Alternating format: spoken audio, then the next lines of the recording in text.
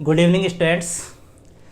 देखो भैया, अपने कई दिनों से कमेंट आ रहे हैं कि सर आप पॉलिटिकल साइंस कब पढ़ाना स्टार्ट करोगे, आप इतिहास पढ़ाना कब स्टार्ट करोगे। और जायज़ सी बात है, आपके कमेंट ऐसे आने भी चाहिए क्योंकि आप जो है वो मेरे चैनल से जुड़े हुए हो और लास्ट ईयर का जो अपने बैच है उसकी एग्ज़ाम भी एक प्रकार से हो चुकी है।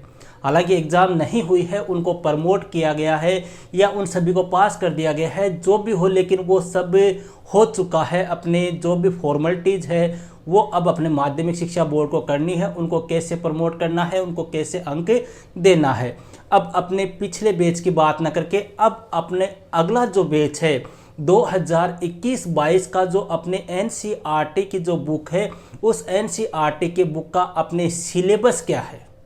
देखो, इस वीडियो में मैं आपको अपने पॉलिटिकल का बेसिक नॉलेज ही दूंगा कि इस बार अपने पढ़ेंगे क्या।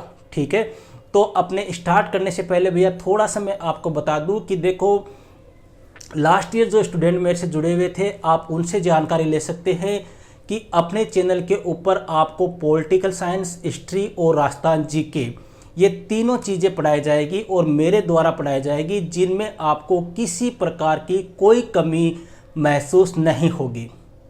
लास्ट ईयर मैंने पॉलिटिकल पढ़ाई है, अपने पॉलिटिकल हिस्ट्री पढ़ाई भी है, बच्चों को मोस्ट क्वेश्चन भी दिए हैं, उनके टेस्ट भी लिए हैं, सब कुछ किया है। पेपर कैसे करना है, किस प्रकार से आंसर लिखना है, बोर्ड में कार्य कैसे करना है, कौन सी गलतियां नहीं करनी है, सारी चीज़ें मैंने उनको अच्छी तरह से विस्तार से एक्सप्लेन की है और वही प्रोसेस अपना यहाँ पर रहेगा। तो आप लोगों से मेरी गुजारिश है कि आपके जितने भी परिचित वगैरह, रिश्तेदार वगैरह, रिलेशन वगैरह, दोस्त वगैरह, स्कूल के अंदर जो भी अपने स्टूडेंट इस साल 12वीं कक्षा में आए हैं, मतलब 11वीं प्रमोट करके 12वीं में आए हैं, उनको अपने चैनल MK हिस्ट्री क्लासेज से जोड़ने का प्रयास करें। और अपना टेलीग्राम के ऊपर एक ग्रुप भी बना हुआ है, आप चाहो तो उसमें भी आप जुड़ सकते हो। वहाँ पर आपको सभी प्रकार की न्यूज़ उपलब्ध करा दी जाएगी।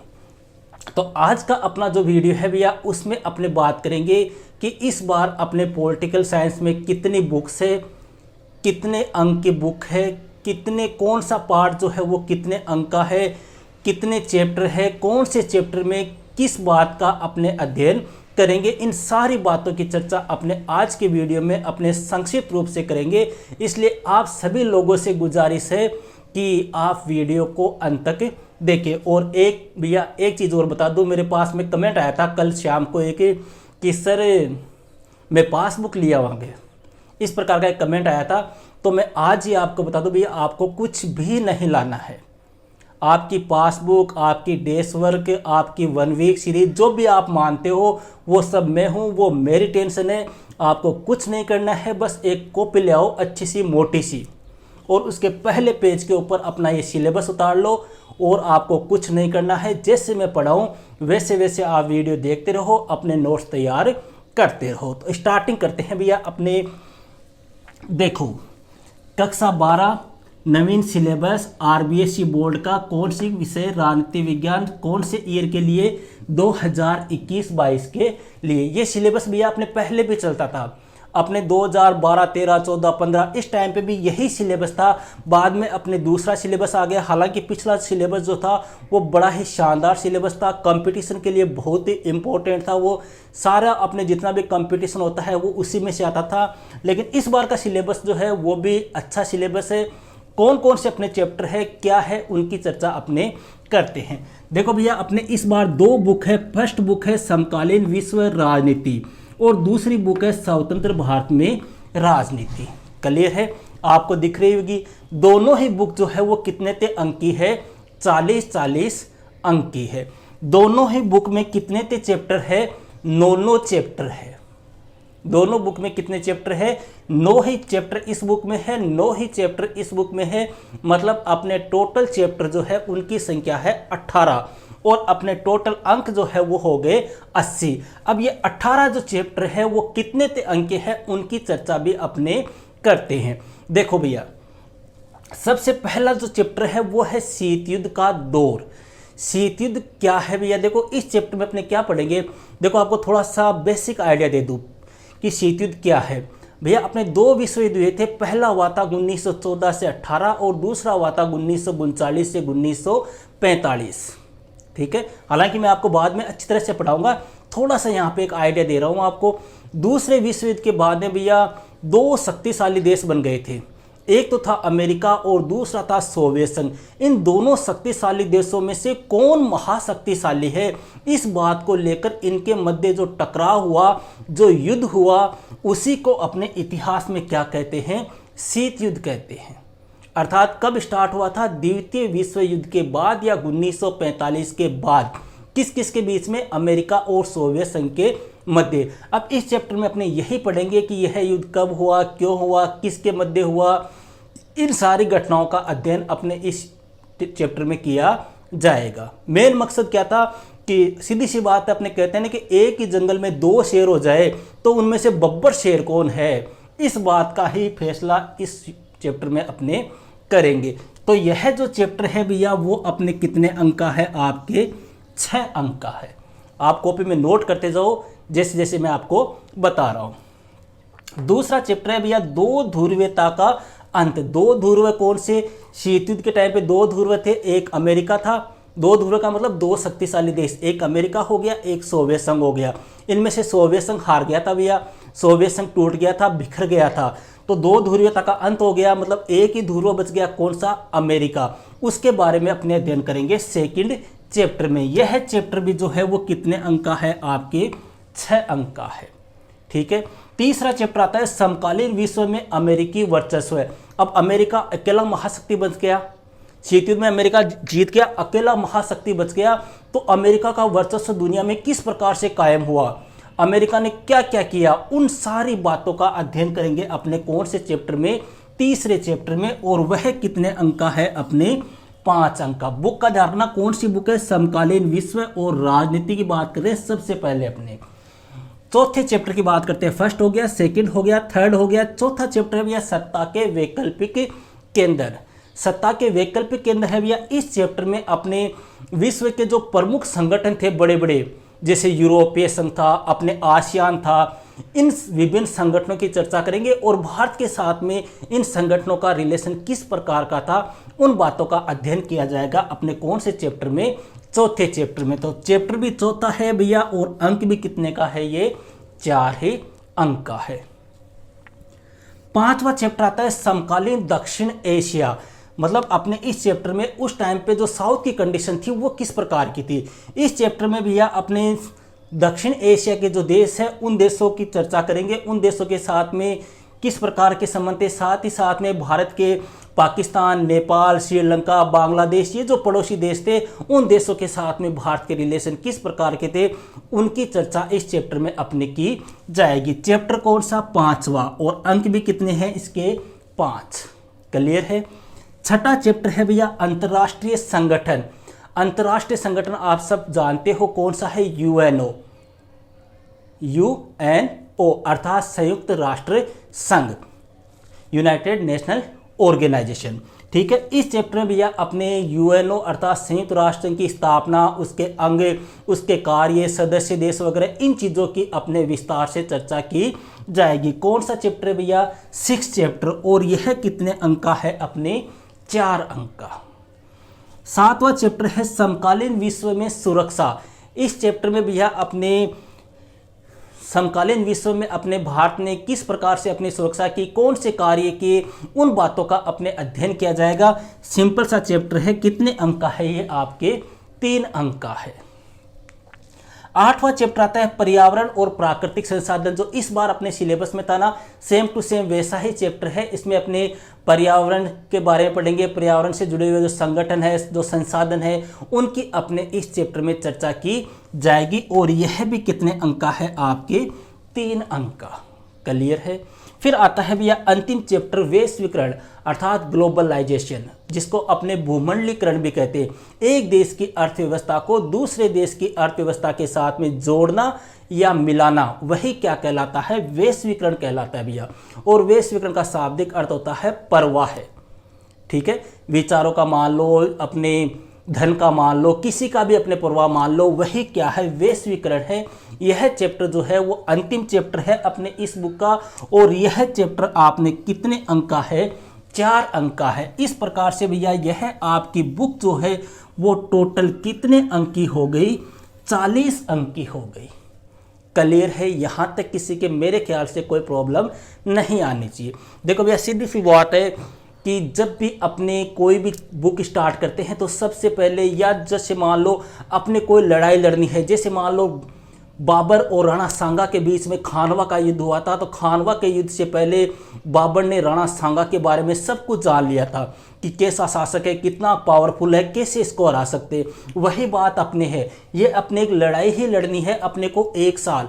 तो इस लड़ाई को लड़ने के लिए सबसे पहले अपने को ये जानना है कि कौन कौन से औजारों से साथ हमें लड़ना है, कौन से औजार जो है वो कितने अंक के हैं। इन सारी बातों का अपने पहले अध्ययन कर लेना चाहिए। अब बात करते हैं भैया सेकंड बुक का नाम है स्वतंत्र भारत में राजनीति। इसमें भैया अपने जो भारत आज़ाद हो गया 15 अगस्त 1947 को, जब भारत स्वतंत्र हो गया, थोड़ी सी लाइट चली गई, अगर आप मोबाइल की क्वालिटी बढ़ा लो थोड़ी सी, अगर आपके प्रॉब्लम आ सकती है, भैया लाइट जा चुकी है। तो इसमें अपने बात करेंगे 1947 के बाद के भारत की, और इसमें भी अपने टोटल कितने चैप्टर है, 9 चैप्टर है। फर्स्ट जो चैप्टर है वो है राष्ट्र निर्माण की चुनौतियां। राष्ट्र निर्माण की चुनौतियां का मतलब जो भारत आज़ाद हुआ, आज़ादी के बाद में भारत के सामने कौन कौन सी समस्याएं आई, कौन कौन सी चुनौतियां आई, इन सारी बातों का अध्ययन करेंगे अपने फर्स्ट चैप्टर में। और यह आपके कितने अंक का है, 5 अंक का है। सेकंड चैप्टर है भैया एक दल के प्रभुत्व का दौर। एक दल कौन सा भैया, भारत का सबसे प्राचीन जो दल है वो था भारतीय राष्ट्रीय कांग्रेस। तो अपने सेकंड चैप्टर में कांग्रेस का अपने अध्ययन करेंगे। पहले 3 आम चुनाव जो थे वो कांग्रेस ने जीते थे और भारी बहुमतों से जीते थे, क्योंकि उस टाइम पे कांग्रेस में बड़े बड़े नेता थे। हालांकि आज कांग्रेस की अलग कंडीशन है, लेकिन उस टाइम पे कांग्रेस जो है वो सबसे बड़ा दल था, विश्व प्रसिद्ध दल था। तो इस चैप्टर में अपने बात करेंगे भैया कांग्रेस के प्रारंभ के जो 3 आम चुनाव है उसमें कांग्रेस की क्या कंडीशन रही, उन चीज़ों की। और यह चैप्टर जो है वो आपके कितने अंक का है, 3 अंक का। क्लियर है। थर्ड चैप्टर है भैया नियोजित विकास की राजनीति। इसमें भैया नियोजित का मतलब आप जानते हो, अपने नियोजन वगैरह है, योजना आयोग वगैरह है, पंचवर्षीय योजनाएं हैं, पंचवर्षीय योजनाओं के द्वारा कौन कौन से कार्यक्रम किए गए, कौन कौन सी योजनाएं चलाई गई, उन सारी बातों का अध्ययन करेंगे अपने कौन से चैप्टर में, तीसरे चैप्टर में। और यह कितने अंक का है, अपने 5 अंक का है। चौथा चैप्टर आता है भैया भारत के विदेश संबंध। मतलब भारत जो था उसके पड़ोसी देशों के साथ में किस प्रकार के संबंध रहे, भारत की विदेश नीति किस प्रकार की रही, भारत के पाक के साथ में किस प्रकार के संबंध थे, कौन कौन से भारत ने पाकिस्तान के साथ में लड़ाइयाँ लड़ी, कौन कौन सी चीन के साथ में लड़ाइयाँ लड़ी, इन सारी बातों का अध्ययन करेंगे अपने कौन से चैप्टर में, चौथे चैप्टर में। और यह चैप्टर जो है वो अपने कितने अंक का है सिलेबस में, 5 अंक का है। 5वां चैप्टर है भैया कांग्रेस चुनौतियां और पुनर्स्थापना। 5वें चैप्टर में भैया अपने कांग्रेस के सामने भारत के प्रथम प्रधानमंत्री थे पंडित जवाहरलाल नेहरू। 1962 में उनकी मृत्यु हो गई थी। मृत्यु होने के बाद में कांग्रेस के सामने कौन कौन सी चुनौतियां आई, किस प्रकार से कांग्रेस वापस पुनः खड़ी हुई, इन सारी चीज़ों का अध्ययन करेंगे अपने 5वें चैप्टर में। और यह चैप्टर आपके सिलेबस में कितने अंक का है, 4 अंक का है। छठा चैप्टर है भैया लोकतांत्रिक व्यवस्था का संकट। लोकतांत्रिक व्यवस्था मतलब लोकतंत्र के समस्त कौन सा संकट आया था। देखो 1975 में भैया इंदिरा गांधी जो थी, इंदिरा गांधी जो अपने जवाहरलाल नेहरू की बेटी थी, प्रधानमंत्री बनी थी, उसने भारत में आपातकाल लगाया था, आंतरिक अशांति के आधार पर आपातकाल लगाया था। और पहली बार ही वह आपातकाल लगा था आंतरिक अशांति के आधार पर। बाद में उस शब्द को ही हटा दिया गया अनुच्छेद 352 के तहत। तो इसमें भैया 1975 में इंदिरा गांधी के द्वारा जो आपातकाल लागू किया गया था उसके बारे में अपने अध्ययन करेंगे। और यह चैप्टर जो है वो कितने अंक का है, 5 अंक का है।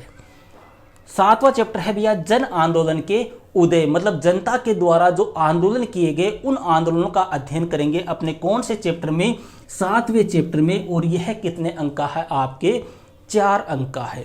8वां चैप्टर आता है भैया क्षेत्रीय आकांक्षाएं।